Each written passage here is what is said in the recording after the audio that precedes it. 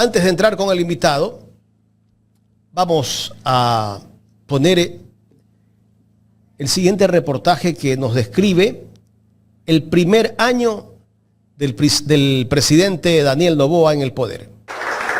Han sido 12 meses intensos en lo político, con decisiones quizás inesperadas por parte de un presidente que decía no ser anti nada, sino pro él mismo. 12 meses marcados por una disputa con su vicepresidenta que ha ido escalando exponencialmente, que pasó de cortar relaciones a enviarla fuera del país, a inhabilitarla para que no pueda reemplazarlo. En un tema que pareciera ser ya cosa juzgada y pese a la polémica, analistas creen que ha jugado a favor de la imagen de un presidente que busca mostrarse fuerte. Pero a pesar de eso creo que políticamente ha sabido sostenerse, ¿no? Con decisiones controversiales, con decisiones incluso ilegales e inconstitucionales. Esa es la imagen que queda del gobierno, ¿no? Una imagen de mano dura y de no pactar con nadie. La incursión en la embajada mexicana para detener al ex vicepresidente Jorge Glass es otro de los capítulos que permitieron ir entendiendo a un presidente que habla poco pero que decide, aún sin importar que estas decisiones levanten un sinfín de críticas. Pero esos hechos también muestran que su forma de gobernar no se diferencia mucho a la de otros, que eso del nuevo Ecuador no es tan así. El abuso del sistema de justicia y las instancias administrativas, el involucramiento de la política partidista y los intereses personales en el proceso electoral y en las decisiones de autoridades electorales, el rompimiento del Estado de Derecho es común en el Ecuador y la región. Nada nuevo bajo el sol. En consecuencia, el gobierno tiene varios frentes políticos abiertos en simultáneo. También sufre las consecuencias de sus propios errores. Varios tropiezos en la gestión legislativa, por ejemplo. La administración de la crisis eléctrica es otro de los puntos débiles. Una que empezó con la separación de una ministra a la que se acusó de sabotaje, con explicaciones poco claras, y que continuó con decisiones tardías, poca información y promesas que no se pudieron cumplir. Pero Noboa decidió volver a prometer. Eso de que los apagones se acaban en diciembre y que el país volverá a partir de eso a la normalidad pondrá a prueba su palabra. Si lo cumple, como tú has dicho, evidentemente va a subir sus apoyos, pero si no los cumple, lo que te decía antes, probablemente incluso ponga en riesgo la posibilidad de pasar a una segunda vuelta. Aunque las encuestas coinciden en que existe una reducción en la intención de voto para el candidato presidente, para saber si continúa en Carondelet, esta vez por 4 años, habrá que esperar. Yo creo que a lo largo del año la gente exageró diciendo que Noboa ya había ganado, ahora se puede exagerar diciendo que Noboa ha perdido. Hay mucho por ver todavía y también mucho depende de los errores de sus contrincantes. En menos de 2 meses y medio habrá elecciones y ahí se verá.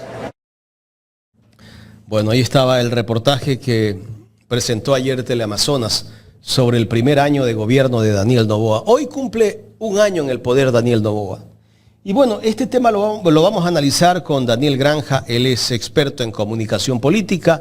Vamos a hablar sobre el primer año en el poder del presidente Daniel Noboa. ¿Cómo estás, Daniel? Buenos días, gracias por acompañarnos en esta mañana aquí en Ecuador en Directo. Hola, querido Jaime, qué gusto compartir este espacio informativo con ustedes y presto para informar la verdad, no como estos maquillajes que hacen Ecuavisas y Teleamazonas para lavarle la cara a un gobierno déspota y autoritario, como ayer se pudo ver en las manifestaciones que eran escuálidas, hay que decir la verdad.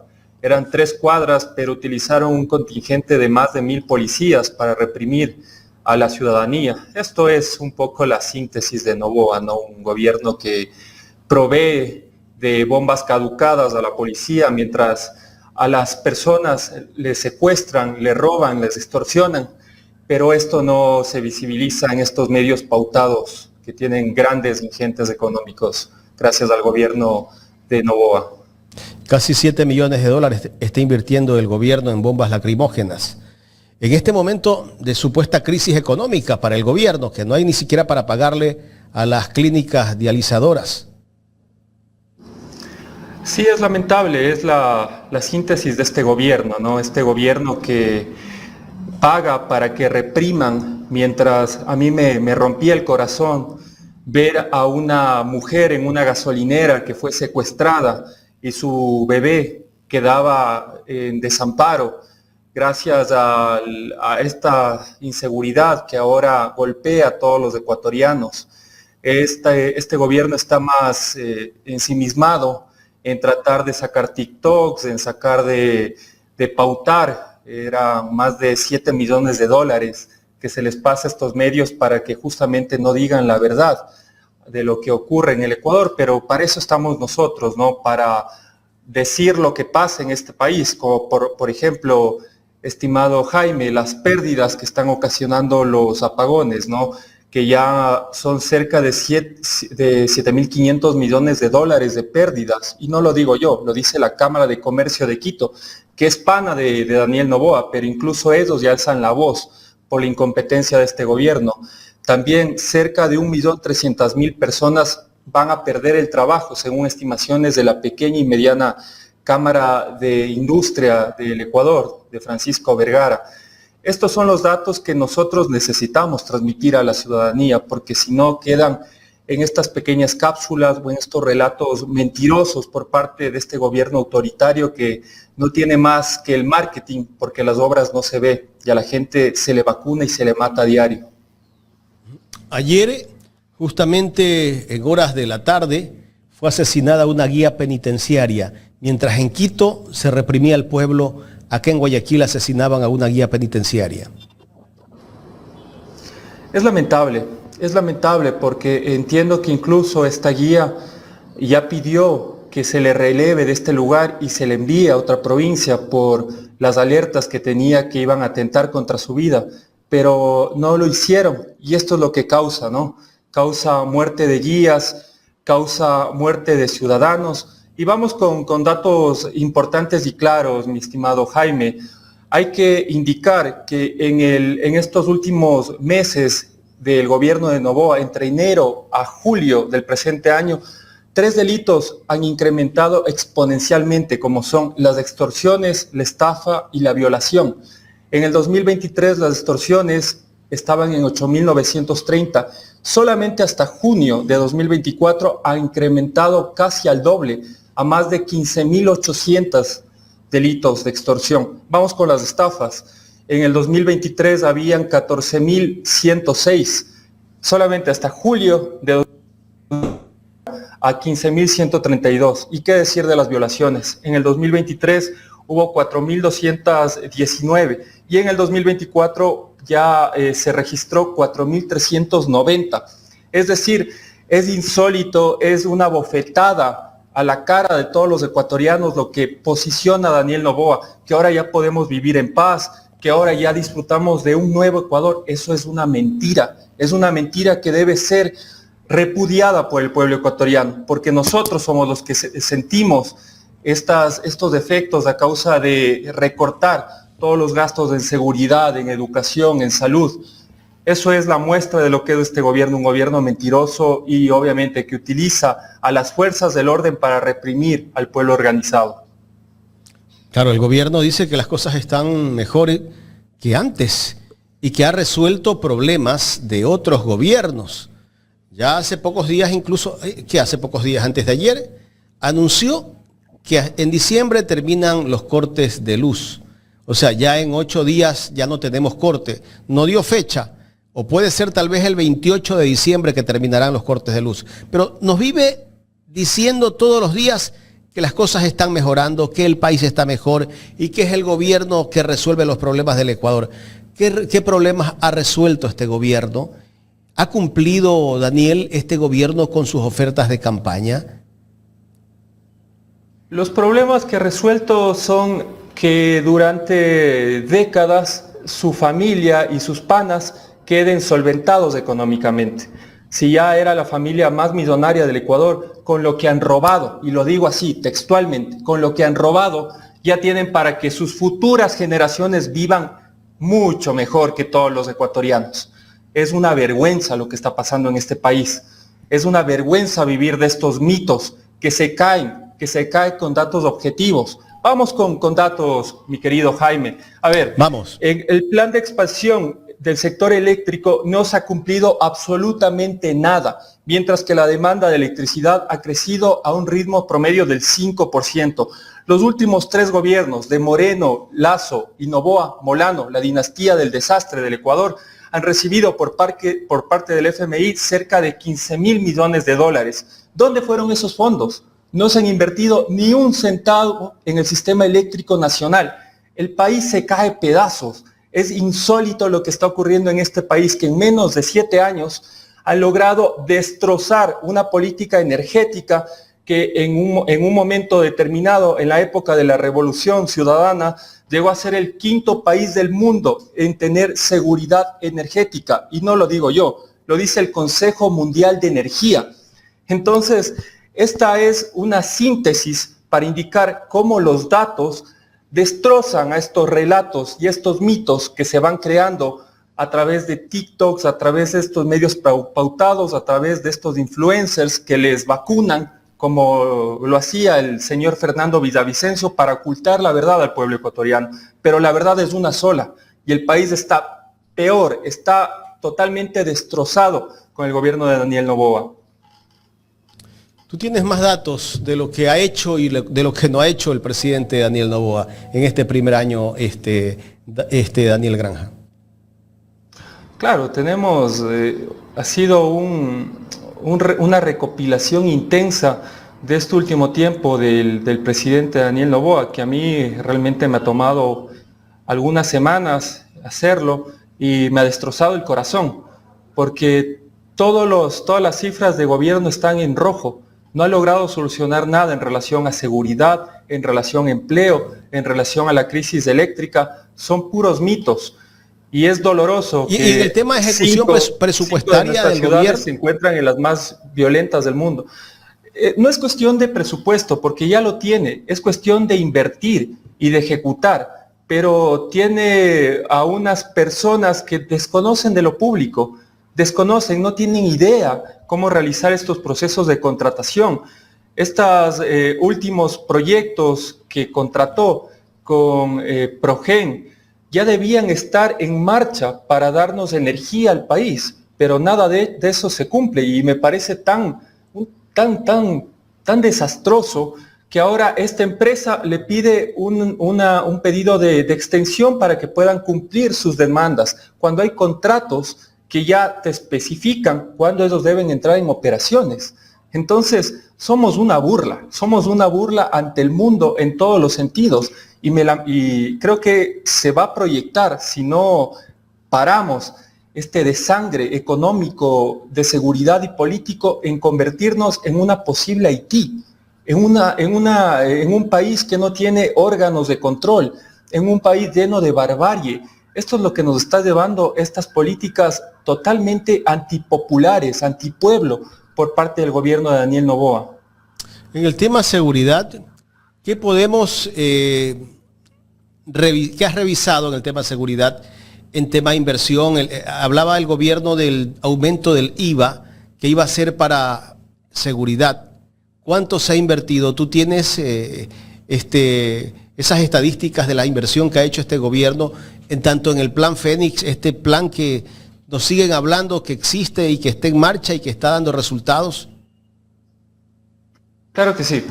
A ver, el régimen de Daniel Noboa ha ejecutado cerca de 28 millones de los 50 millones destinados para varios proyectos, entre otros uno de vivienda, que te acuerdas que él dijo que él iba a financiar este proyecto Mi Linda Casa. Falso. Ahí está una premisa totalmente falsa de este gobierno. En cuanto a seguridad, permíteme nada más revisar los datos que lo teníamos por aquí. Aquí hay un dato que justamente manifiesta lo que es este gobierno, ¿no? Tú recuerdas, querido Jaime, que él dijo en campaña, ¿no?, que iba a militarizar las fronteras con drones, con radares. Nada de eso ha ocurrido. El régimen de Daniel Noboa, a través del Ministerio de Defensa, ha ejecutado apenas 5 millones de los 58 millones del presupuesto destinado para los sistemas de vigilancia y control aéreo y terrestre. Es decir, nos escupen en la cara permanentemente, y discúlpame que lo diga con estas palabras, pero creo que nosotros debemos decir en torno a la realidad lo que se está haciendo, y creo que estas palabras ameritan y describen lo que está pasando con este gobierno de mentiras. La tabla de drogas. ¿Te acuerdas que te dijo que eliminar la tabla de drogas iba a reducir justamente los índices de violencia e inseguridad en la juventud? Otra mentira. Hay un récord histórico de muertes violentas en estratos de 16 a 24 años entre enero y agosto, que son 403 vidas perdidas. Esto una vez más, a mí me duele el corazón lo que pasa en este país, que son bocanadas de ahogados, edulcoradas como pastillas de TikTok, de Instagram, medios como La Data, de un feminicida que recibían por parte de Fernando Villavicencio $8,000 para la campaña, o que ahora en este gobierno reciben 19,000 para mentirnos, para ocultar estos delitos, para destrozar una juventud, para destrozar unas personas que están muriéndose, porque las dializadoras no les están pagando para que ellos puedan mantener su vida. Más de 1,000 personas han muerto. ¿No crees que estos son crímenes de Estado, querido Jaime? A mí me indigna lo que pasa en este país. Y yo creo que también la ciudadanía está despertando de a poco, y esto debe convertirse en un eco que poco a poco vaya transformando las mentes de las personas y vaya evidenciando la realidad de este país, que si no lo cambiamos, esto se va al caos y a la barbarie. Pero siguen diciendo que todos los problemas que existen en este momento son culpa de las leyes que dejó Correa, ¿no? Y que Correa es el culpable del problema de inseguridad que en este momento estamos viviendo en el Ecuador, que todo es culpa de otro, ¿no? Siempre se escudan en eso. ¿Por qué hacen o por qué buscan ese tipo de discurso ellos? Porque son gobiernos que gobiernan viendo el retrovisor y no hacia el futuro. Porque son gobiernos incapaces que siempre buscan un enemigo común para echarle la culpa de sus destrozos.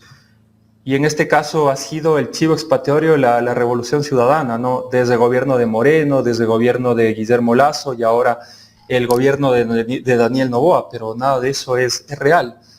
Es decir, de hecho, en un principio de este régimen tuvieron todas las posibilidades por parte de las distintas bancadas para ejecutar proyectos de ley y se impulsaron 5 proyectos de ley de Daniel Noboa. ¿Qué ha cambiado?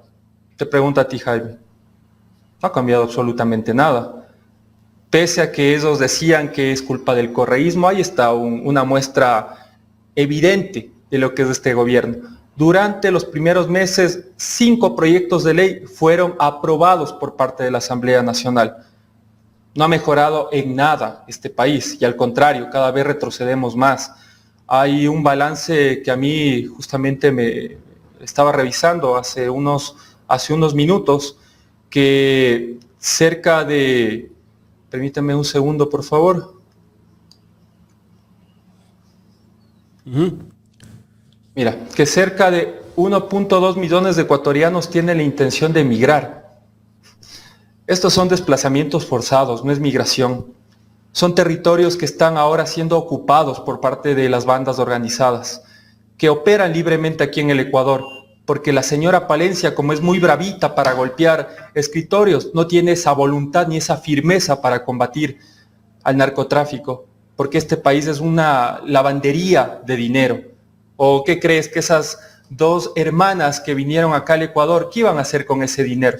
No iban a invertir, no iban a destinar estos fondos para la protesta social. Esa es una mentira. Pero el gobierno salió a decir eso. Acá la UAFE, es que es una falacia. Acá la UAFE no sirve para nada, para absolutamente nada, para un carajo. Acá los sistemas de control están cooptados por las bandas organizadas. Incluso en estos 2 últimos gobiernos hemos tenido 2 ministros de Agricultura con muchas evidencias palpables con el crimen organizado. Y lo digo con nombre y apellido. El señor Bernardo Manzano, hombre de confianza del señor Daniel Noboa, que trabajó durante mucho tiempo en sus empresas, y el actual ministro de Agricultura, que a su cuñada le encontraron evidencias, pero explícitas, de un decomiso de drogas valorado en más de $250 millones. ¿Tú crees que esos funcionarios nos van a proveer seguridad y tengan independencia en sus funciones? Yo no lo creo. Creo que están vendiendo información, están permitiendo y destrozando los controles del Estado para que el crimen organizado mande en este país como lo han hecho hace 7 años atrás. Se sigue incautando droga en el exterior, en barcos bananeros, pero no nos dicen de qué empresas son esos barcos. Acá en Ecuador se incautó 22 toneladas de droga en Vinces y resulta que hasta el momento no sabemos de quién es la hacienda o la finca donde se incautó esa cantidad de droga. No lo sabremos porque los criminales se tapan los delitos. Y sabemos que en la provincia de Los Ríos, con evidencias palpables, con investigaciones de distintas unidades de investigación especializadas, sabe que opera aquí la mafia albanesa, sabe que operan aquí distintos cárteles que trafican droga. Y eso obviamente jamás se va a ser develado por parte del gobierno, ¿no? Incluso este decomiso que tú acabas de mencionar es el segundo más importante en América Latina. Hasta ahora no sabemos quién es el dueño de la hacienda, pero sí tienen recursos para ir y arrastrar a un jovencito de 16 años por más de una cuadra el día de ayer como lo hicieron. Sí tienen armas también y sí tienen bombas lacrimógenas para meter bala a los manifestantes. Pero estas políticas que son de soberanía, porque las drogas es un mal que destroza a la sociedad, están contaminándonos y están matándonos a nosotros, al pueblo ecuatoriano. Y hasta ahora no lo sabemos. Pero ya lo dijo Manuela Pic, ¿no? Ya lo dijo Manuela Pic, deslizó una premisa muy importante en la campaña anterior, que el mayor exportador de droga es la familia Noboa. Vayan y revisen el castigo divino de la posta y ahí se encontrarán con esa declaración de la señora que, pese a que tenemos muchas rivalidades políticas y estamos en parámetros muy distintos a nivel ideológico, yo creo que ella dijo una gran verdad. Y esta es la verdad que no se le dice al pueblo ecuatoriano. Correcto. ¿Por qué sale tanta droga y por dónde sale la droga? ¿Quiénes tienen el control? No, la droga sale porque no hay controles. De hecho, Bernardo Manzano... Pero el gobierno es el que tiene que hacer el control, ¿o quién? Es que el gobierno no trabaja para los intereses de los ecuatorianos, sino que trabaja para mafias que están traficando droga. Y es evidente que el ministro Manzano destrozó esta política de doble verificación de los contenedores que tenían no solamente en las fincas o en los lugares donde se procesaba, digamos, los productos primarios de exportación. Lo grave de esto es que ya no hay controles en los puertos. Entonces, imagínate esa locura de país, que son puertos donde se evidencia a través de distintas investigaciones como de Insane Crime, que son donde más se contamina la droga. Pero qué raro, justo en estos lugares dejan que los controles aduaneros desvanezcan. ¿Qué te da sentido esto, Jaime? Que esta gente trabaja de forma organizada con las mafias, porque saben que son millones de dólares que les benefician a este grupete que está destrozando el país a nivel político y estos criminales que también son mano armada de esta gente que reprime al pueblo ecuatoriano. Y lo digo con firmeza. No te creas y no te quepa duda, estimado Jaime, que para el mes de enero van a capturar a Fito, ¿no? Y van a venderlo con todo este circo y esta parafernalia que son el gobierno más seguro, que han convertido al país en una isla de paz, cuando eso no es real. No es real en lo absoluto y lo evidencian los datos, ¿no? Ya lo anunció Víctor Zárate, comandante de la policía, hace poco, que ya tienen el 45% de localización de alias Fito. ¿Cómo ves tú la manera de actuar del comandante general de la policía, tanto en las protestas y también en esto de ser vocero en ciertas cosas, como el caso de Fito? Me parece que es una persona que está alineada con el poder político y con intereses oscuros.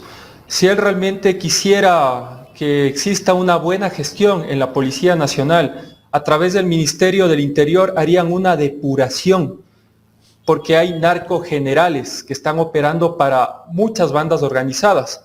Y esto ha salido revelado no de ahora, ya es evidencias palpables de hace 2 años atrás, donde indican que muchos de estos generales trabajan para los cabecillas del crimen organizado, pero no le interesa. En este gobierno. Le hace totalmente. O sea, ¿cómo puede ser posible que estas estructuras delictivas, que ya tienen unos procesos avanzados en cuanto a saber quiénes operan en determinados lugares, no exista el rompimiento de la estructura real? Al contrario, siguen operando. Dritan Jica todavía tenía empresas donde se lavaba la plata del narcotráfico en este gobierno, no en el gobierno de Lazo, en este gobierno.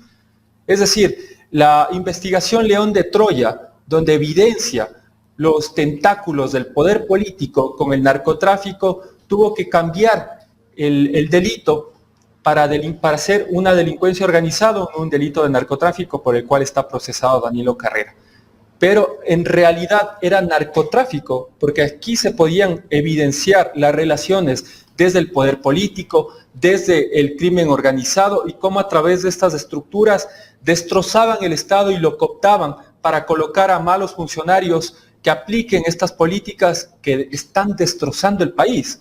A ver, y yo le pregunto a este comandante, ¿qué ha hecho para evidenciar una seguridad ciudadana cuando en octubre se ha convertido en el mes más violento del Ecuador? Ya no es agosto, ya es octubre, donde hay una violencia que está disparada, que ha pasado a más de 670 muertes durante este mes. Él está haciendo el juego a la política, y esto es muy peligroso, querido Jaime. Cuando se ha perdido la independencia de funciones, cuando no se tiene una capacidad estratégica, tú caes en estos juegos de la política, que como hemos visto, la política de Noboa es en base a mentiras y es en base a enriquecerse a través de contratos direccionados para su familia. Entonces, no podemos poner como si fuese verdad lo que dice este comandante, cuando a todas luces se ve que no se está haciendo un trabajo operativo, ni estratégicamente, ni con resultados en cuanto a lo que se refiere al Ministerio del Interior y a la Policía Nacional.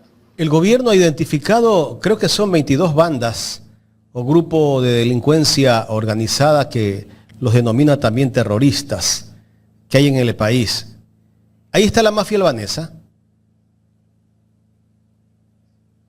A ver, hay distintos grupos del narcotráfico, ¿no? De lo que recuerdo estaban los choneros, los lobos, los chone killers, y todos estos son grupos que operan a través de un cartel mucho más fuerte, que son distintos carteles como el cartel mexicano, que es uno de esos, el cartel italiano, y estas son subsidiarias aquí en el Ecuador.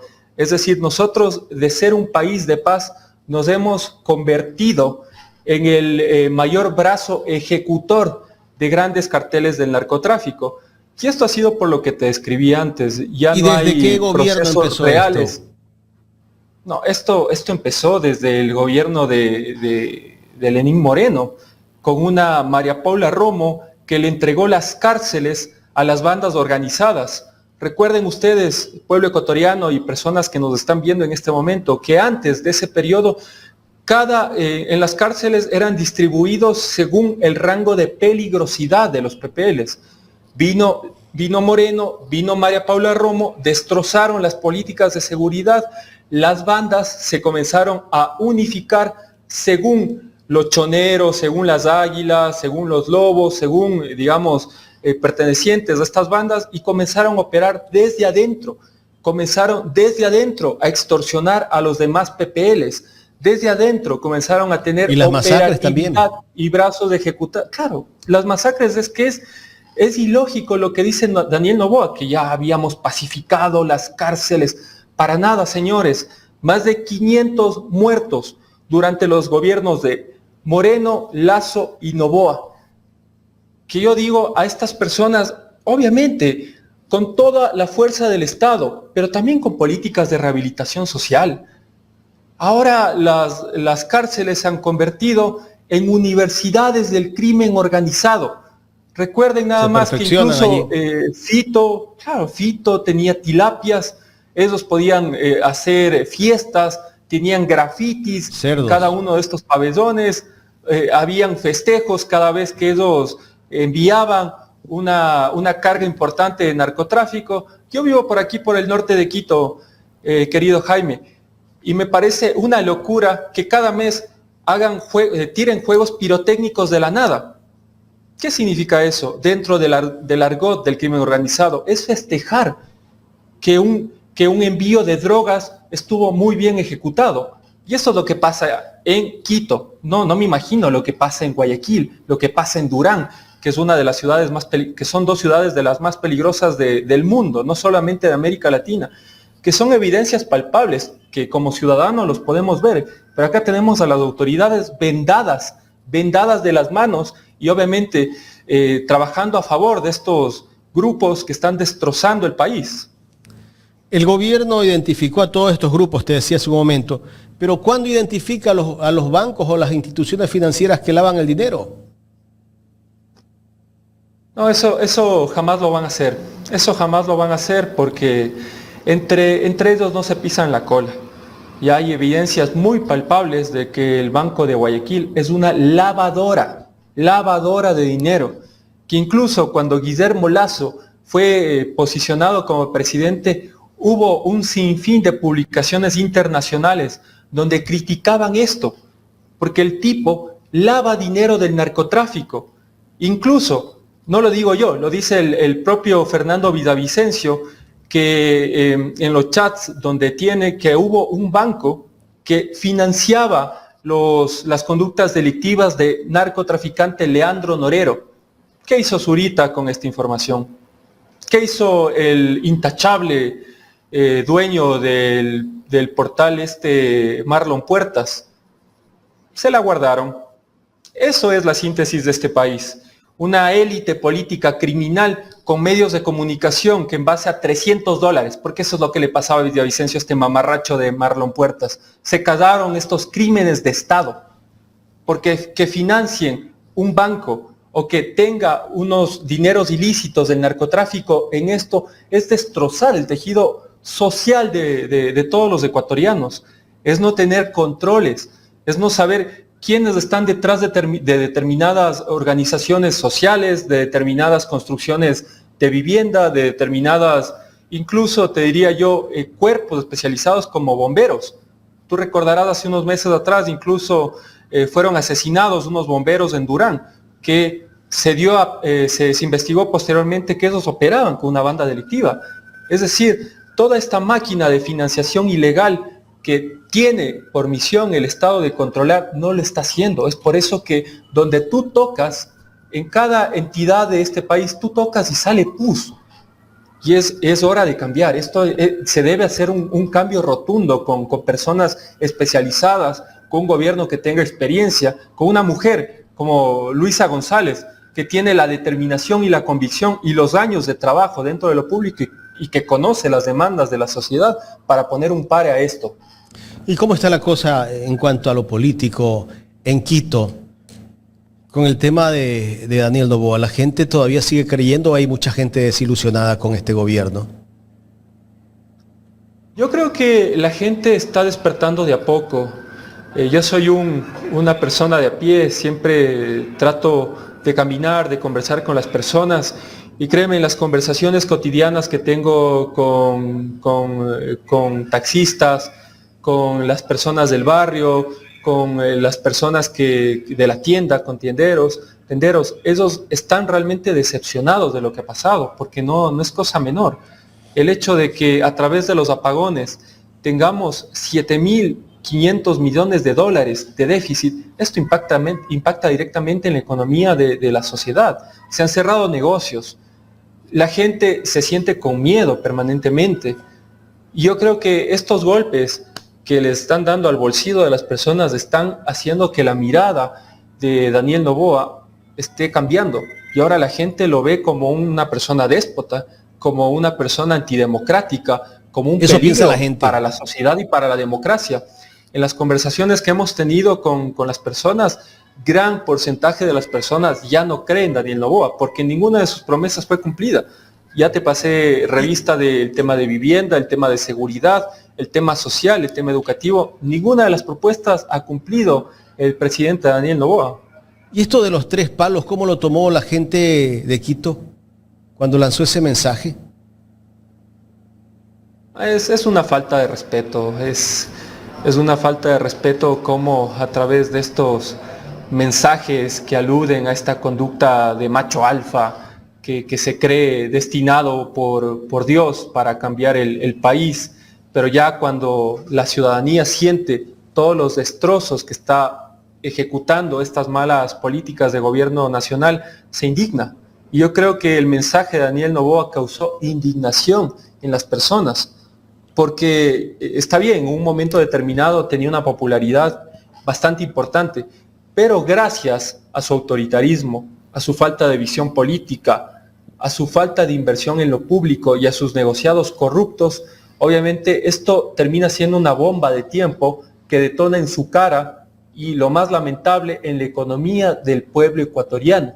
Es por eso que estos mensajes que apelan a estas conductas machistas, a estas conductas violentas y autoritarias, como es el sesgo político e ideológico de esta persona, cada vez es censurado más por la política, determinados grupos como la Revolución Ciudadana, y qué decir tampoco también de la opinión pública, de las personas de a pie que ven un peligro en la sociedad, lo que se ha convertido este señor que dijo que iba a inaugurar la nueva política. Nada de eso se ha cumplido. Quiero pasar a hablar un poco del tema de Villavicencio, estos chats que se han divulgado, se siguen divulgando. Todavía no están todos. Creo que todavía hay muchísimos más que deben de estar en esos chats. Te cuento que yo aparezco en un chat por un tema de entrevista a Villavicencio en el año 2020, pero no es que yo tenía alguna conversación con él muy fluida, ¿no? Un día era una entrevista y le mandé un mensaje para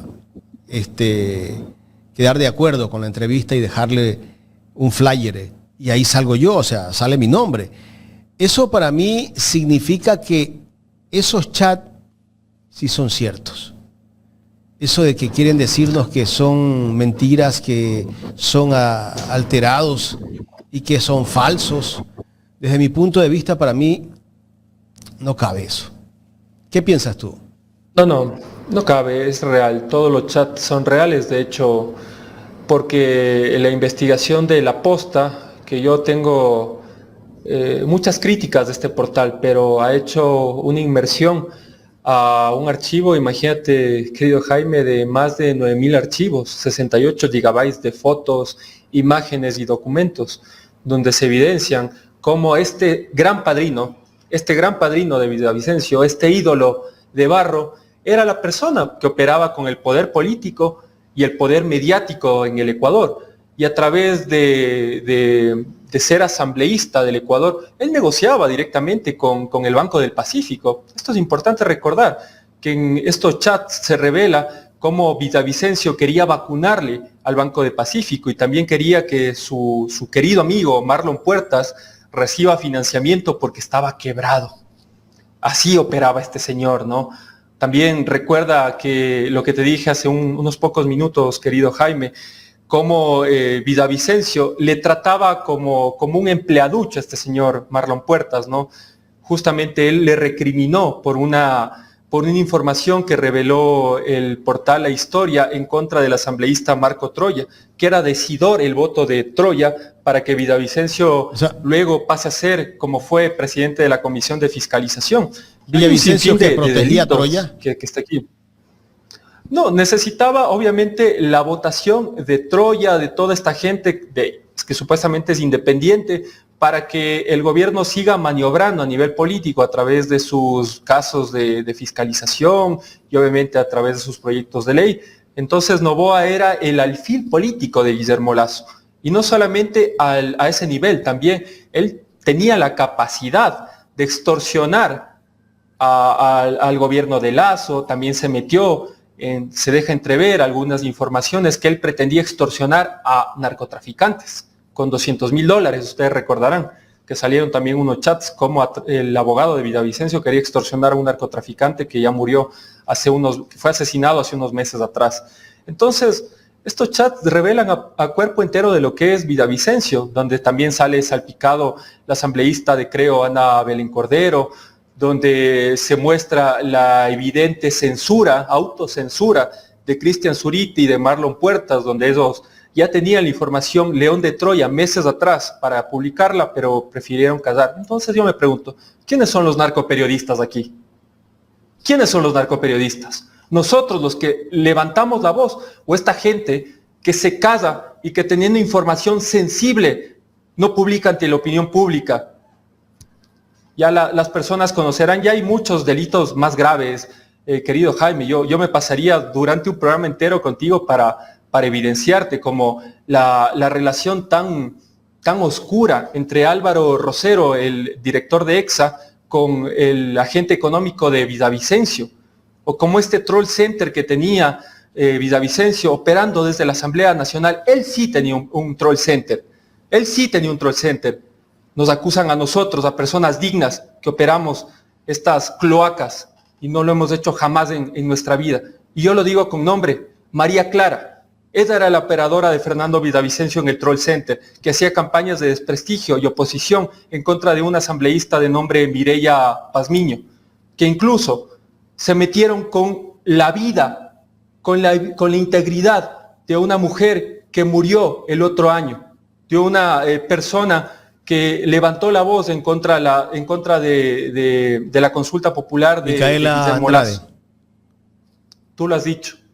Hacían memes, montajes, riéndose del suicidio de esta chica. Esta es la opinión pública, esta es la gentuza que maneja los medios de comunicación en el Ecuador. Y qué decir, como esta periodista Melanie Pincay, que pasó de ser periodista a ser accionista o a operar las cuentas del femicida de la Data, donde $8,000 le iba a costar la campaña a Fernando Villavicencio en la Data, ¿no? O sea, ustedes pueden creer que este medio de comunicación que dice ser periodismo, ahora nos dé clases de moral a nosotros, cuando ellos fungen y fungían como relacionistas públicos y por 8,000 mugrosos dineros de oscuros intereses querían levantar la imagen de un mamarracho, un gran padrino como fue Villavicencio. Pero por suerte estos chats ya están revelando a cuerpo entero quién fue este ídolo de barro. Y por último, termino con esto, querido Jaime, el montaje que hicieron contra Viviana Veloz. Qué reprochable, hacer videos pornográficos de un asambleísta que se estaba jugando la vida en contra de Guillermo Lazo a través del juicio político del caso del Gran Padrino. ¿No les causa asco? A mí me causa un profundo asco lo que se ha convertido la prensa en este país. Y mi solidaridad con Viviana, mi solidaridad con Luisa, mi solidaridad con Marcela Aguiñaga y con todas las mujeres que dignamente están tratando de hacer política en este país, que están destrozadas, y cómo no, del abogado Washington Andrade, que incluso yo publiqué un tuit donde denunciaba estas prácticas deshumanas de estas personas, y él tendrá todo mi apoyo para emprender cualquier acción que desee hacerlo en contra de Najas, de este operador político de la fiscal Diana Salazar, que montaba videos pornográficos y se reía de la hija del abogado Andrade, de este lamentable hecho que pasó el otro año. Un canalla, un sinvergüenza. Daniel, te voy a hacer 2 preguntas y quiero que me las respondas muy concretas. ¿Cómo describes tú ahora a Fernando Villavicencio? Villavicencio es el gran padrino del periodismo ecuatoriano, como lo fue Danilo Carrera a nivel empresarial, con vínculos con el narcotráfico. El señor Villavicencio es el gran padrino de la historia ecuatoriana, una persona que a través de sus vínculos con la política podía vacunar a sus, entre comillas, amigos para colocar estos dineros en portales de desinformación masiva como La Historia, como su propio portal de investigación, y así trastocar y trastornar el pensamiento del pueblo ecuatoriano. Él es el verdadero gran padrino del periodismo ecuatoriano, un ídolo de barro, una persona que muchos medios de comunicación le convirtieron en un adalid de la justicia, que yo siempre lo combatí y lo seguiré combatiendo, porque estas personas son la verdadera metástasis del Ecuador, son el cáncer que ha destrozado el tejido social de los ecuatorianos. Así que, por suerte, Sus propios ex amigos de la Posta revelaron esta información que demuestra a cuerpo entero quién es Fernando Villavicencio. Correcto, la última. ¿Cómo calificas a este gobierno en el primer año?